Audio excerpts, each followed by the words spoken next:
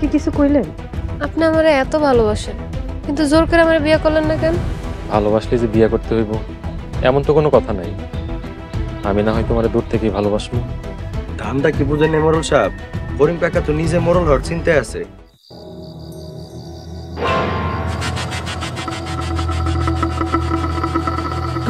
কি রে আইতে আছে না কেন? আইবো বেশ কিছুক্ষণের মধ্যেই চলে আইবো।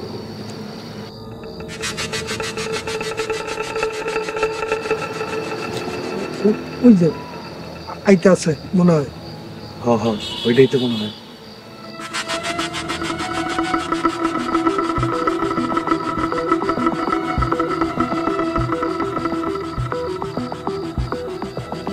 খবরদার আরেকটু আগে পারেন। আপনারা কিডা? আমরা কারা তোর এটা জানা লাভ নেই। তোর কাছে যে টাকার ব্যাগটা আছে ওইটা আমার কাছে দিন, একদম জানে ফেনে ফেলাম। নাহলে কিন্তু সরি মারবো। সব দিতেছি, আমারে মাইরেন না। কোনো চিল্লাচিল্লি করবি না, নাহলে কিন্তু একদম জানে মেরে ফেলাবো। সোজা যাবি গা। আমার টাকা নিয়ে গেল রে। আবার চিল্লাস খুব একদম গলা ফেলাই।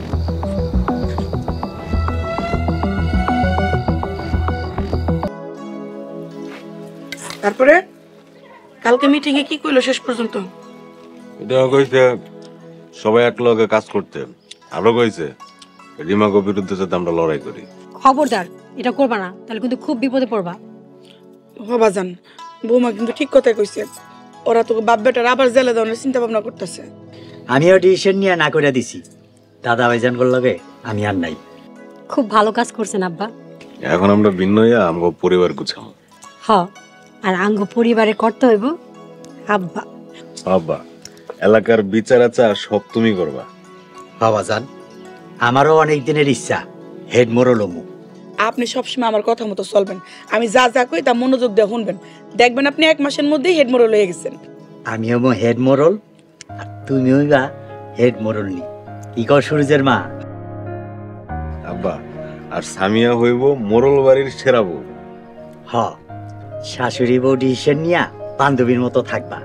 এইগুলা দেখে ওরা তো চুল্লায় পুরা মরে যাবে। ঠিকই কইছস।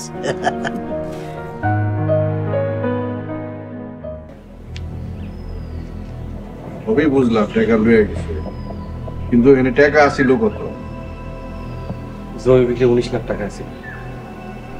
হায় আল্লাহ, এত টাকা নিয়ে গেছে, এখন আমাকে কি বলতেলি? শান্ত হও সোহাগের মা, শান্ত হও। ভাই আমাকে টাকা কে নিছে? কে নিব? আর আমগো বাড়ির লোকরাই নিছে। তুই কি চিনতে পারছস কারা নিছে? মনে তো হইলো লাঠিয়াল সালাম আর মিজান। রিমা কেমন লাগে? চল শান্ত হও, তোমরা কই যাইবা? মোরল বাড়িতে যাই জিগাম। মোরলে আমার একদম পথে বসায় দিছে, ওগো ছাড় দেওয়া যাবে না। না না, তোমাকে যাওয়ার দরকার নাই। কিন্তু তোর লগে যে টাকা আছে ওরা বুঝলো কেমনে? বাবা সোহাগ, তুমি কি কাউকে বলছিলা? আমি কালকে রিমারে কইছিলাম। বৌমারে কইলে তো বৌমার অন্য কারো কাছে কইব না। আমারে করার সময় কিন্তু জহির ভাইও ছিল। জহির এত বড় বেইমানি করতে পারলো? আজকে জহিরের খবর আছে। এই লতিফ বাবার কথা শোন। রিমা চল, আজকে মোরল গরো খবর আছে, চল। আরে এই শুনো, যায়ও না। যাক, মোরলের মাইয়া মোরলের যাইয়া অপমান করে আসো। মোরলরা টাকা চিন্তাই করা শুরু করে দিছে। সি সি সি সি সি। মোরল বাড়ির লোকজন গো কোনো লজ্জা শরম নাই।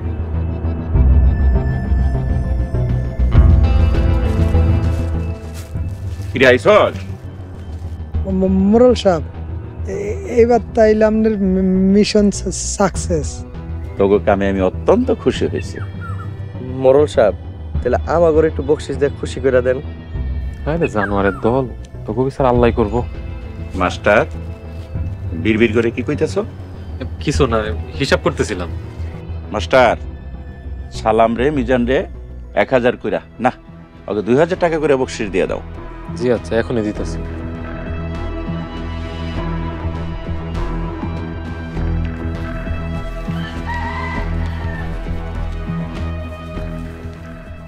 কিরে খুশি তো? জি মোরল সাহেব। আসসালামু আলাইকুম মোরল সাহেব। ওয়ালাইকুম আসসালাম। আরে জহিরাই পড়ছে দেখি। মাস্টার জহিরে 5000 টাকা বকশিশ দিয়ে দাও। মোরল সাহেব, আমার বকশিশ লাগবে না, আপনি আমার যে কথা দিয়েছিলেন আপনি আমার মিনার লগে বিয়াটা দিয়ে দেন। আচ্ছা ঠিক আছে, তোমার মা বাবার এই বিয়ের প্রস্তাব নিয়ে আইতে কইও। মোড়ল সাহেব, এই দিন দুনিয়ায় আমার কেউই নাই, আমি এতিম। ঠিক আছে, তুমি কালকে চলে এসো, মিনার সাথে তোমার বিয়ের ব্যবস্থা আমিই করবো।